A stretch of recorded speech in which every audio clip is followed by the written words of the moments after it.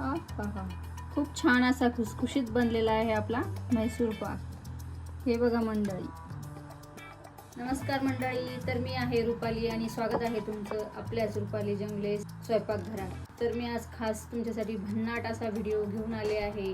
तर तो म्हैसूर पाक कसा बनवायचा, एकदम बाजारात आपण जर म्हैसूर पाक आणायला गेलो तर तो कडक भेटतो किंवा जळलेला करपलेला भेटेल, आणि आपण घरीच इतका छान कुरकुरीत एकदम तोंडात टाकताच विरघळणारा म्हैसूर पाक बनवणार आहोत। तर हा व्हिडिओ तुम्ही नक्कीच शेवटपर्यंत बघा आणि आवडला तर लाईक करा। तर आपले आता हे मेन साहित्य आहे, 1 वाटी मी बेसन घेतलेलं आहे आणि 1 वाटी साखर घेतलेली आहे। तर आता आपण पहिले गॅस पेटवून कढई ठेवून घेऊ। कढई गरम होऊ द्यायची चांगली।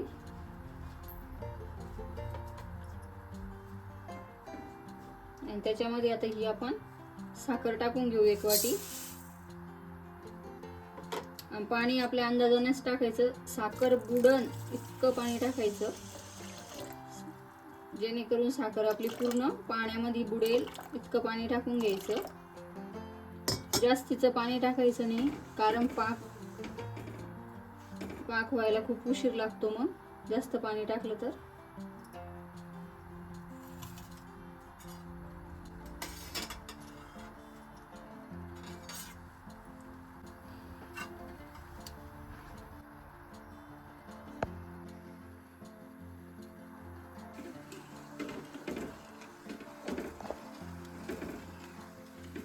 आता ज्या वाटीने आपण साखर टाकली कढईमध्ये, त्याच वाटीने आपण तेल मोजून घेऊ ह्या पातेल्यामध्ये।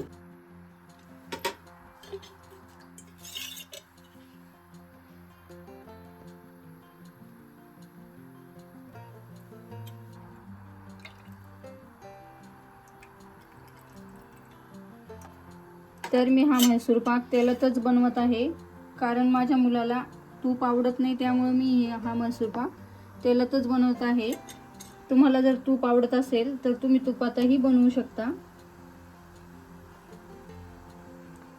फक्त तेल सोयाबीन, सनफ्लावर याचंच घ्यायचं, आणि तुम्ही तेल आणि तूप मिक्स करूनही म्हैसूर पाक बनवू शकता, पण मी आज फक्त तेलातच बनवत आहे।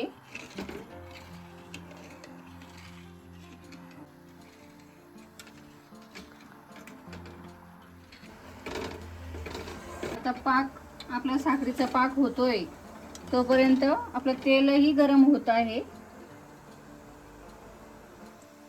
हे बघा, असं पाक आपला तयार होत आहे। आता आणखी फक्त साखरच वितळलेली आहे, पाक होण्याचा खूप बाकी आहे आणखी, पण घरच्या घरी खूप पटकन असा बनतो हा म्हैसूर पाक। आपण घरी कोणी पाहुणे आले तर लगेच त्यांच्यासाठी एक स्वीट आयटम म्हणून हे बनवू शकता। काहीतरी स्वीट पाहिजे खायला जेवणासोबत तर हे बनवू शकता आपण घरच्या घरी, आणि पौष्टिकही आहे ना, कारण आपण बेसन वापरतो त्यामुळे हे खूप पौष्टिक पण आहे।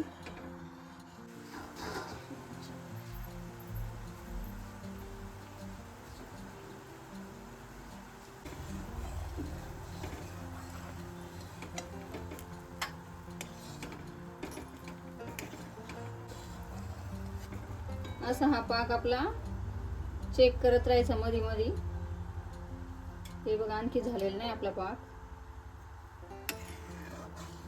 तेल दुसऱ्या गॅसवर तेल चांगलं गरम होऊ द्यायचं, चांगलं कडकडीतच तेल पाहिजे म्हैसूर पाकाला, कारण त्याला खूप छान असं लेयर येतात, मग जाळी बनते त्याची छान अशी म्हैसूर पाकला। त्याच्या खूप वेगवेगळ्या पद्धती आहे म्हैसूर पाक बनवायच्या, पण मला हीच खूप सोपी वाटते, मी कधी असंच बनवते, त्यामुळे मी म्हटलं चला सगळ्यांनाच ही आपली प्रोसेस दाखवूया।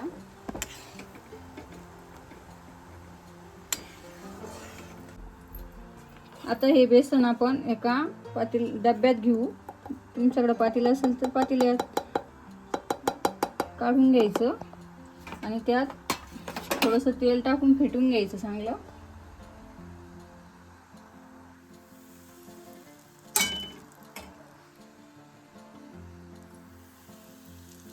हे बघा अशी, कारण आपण डायरेक्ट जर टाकलं ना त्यात गाठी गाठी बांधतात, त्यामुळे आपण याला असं पहिले फेटून घ्यायचं.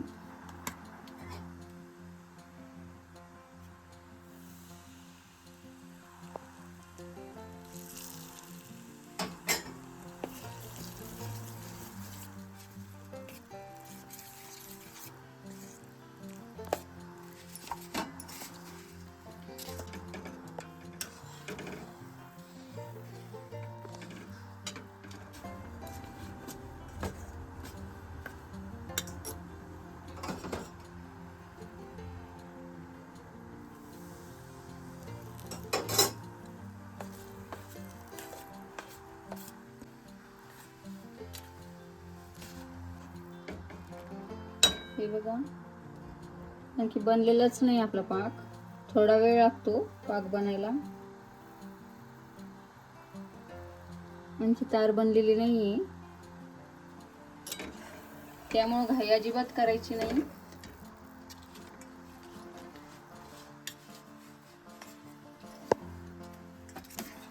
हे बेसन खूप छान झालेलं आहे आपलं. आता याच्या आपल्या पाकामध्ये टाकल्याच्या नंतर गाठी बनणार नाही, गोळे गोळे होणार नाही त्याच्यामध्ये. काही नाही, एकदम मस्त मैसूर पाक बनन.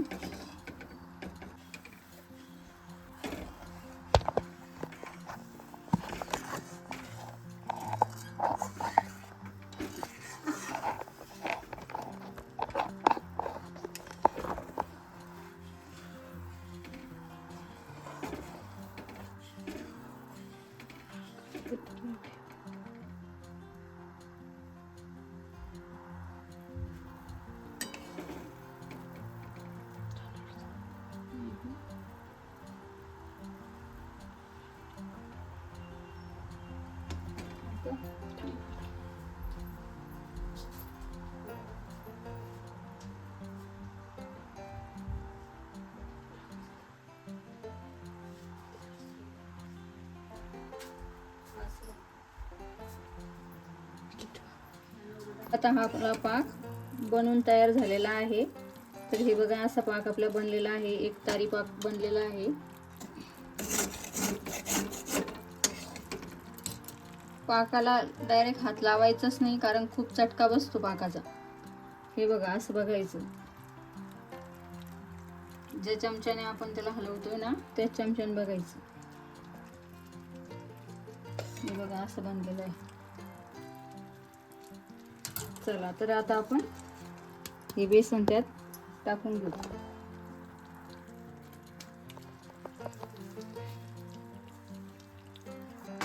आता हे पीठ आपण याच्यात टाकून घेतलेलं आहे. तर याला आता चांगलं मिक्स करून घ्यायचं. हे बघा असं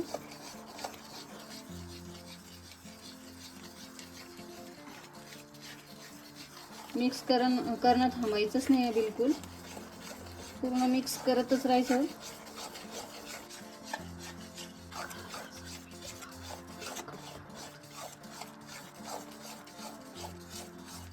त्यामुळे मी पहिलेच तेल टाकून ते पीठ पूर्ण मिक्स करून घेतलं तेलामध्ये, कारण नंतर त्यात खूप गुठळ्या बनत असते, गाठी बनत असते. त्यामुळे मी पहिलेच तेल टाकून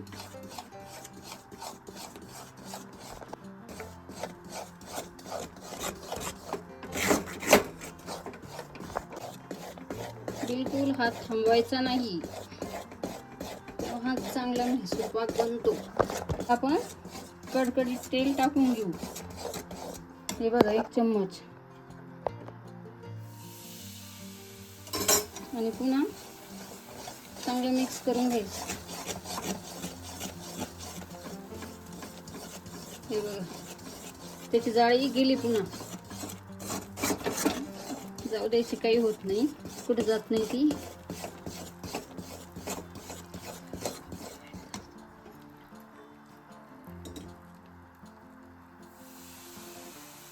यात तर खरी आपलीच हाताचीच खूप मेहनत असते. तेल टाकतच राहायचं. तेल टाकल्यानंतर जाळी येते आणि लगेच जाळी जाती. पण पुन्हा जाती कुठं तर आपण मिक्स करतो ना, चांगलं फेटून घ्यायचं याला.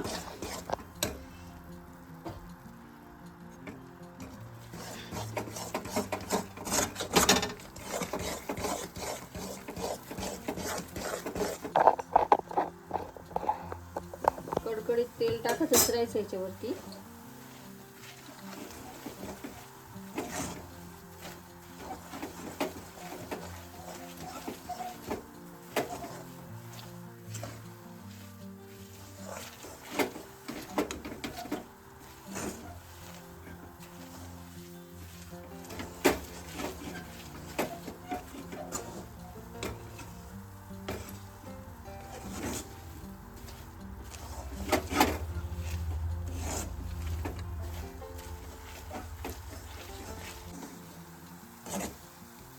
हे बघा छान अशी जाळी आलेली आहे आता.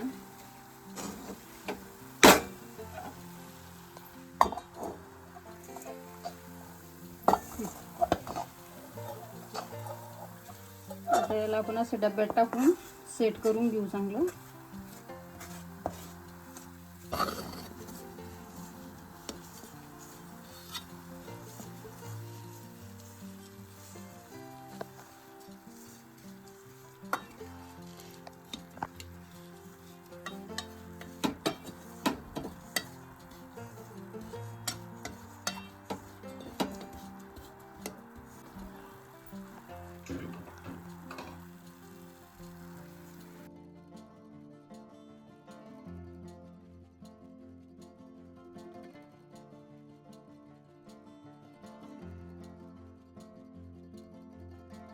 गरम आहे तोपर्यंत वड्या करून ठेवू.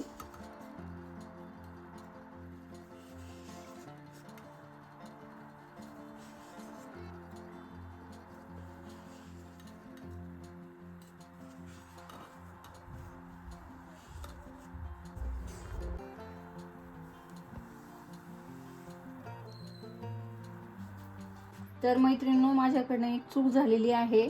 मला डब्याला तेल लावायची आठवणच राहिली नाही. त्यामुळे तुम्ही ती चूक करू नका. तुम्ही ते मिश्रण डब्यात टाकायच्या पहिले, जे आपण भांड्यात टाकायच्या पहिले, त्या भांड्याला पहिले तेल लावून घ्या आणि ते मिश्रण त्यात नंतर टाका. तर हे बघा आपल्या अशा वड्या तयार झालेल्या आहे.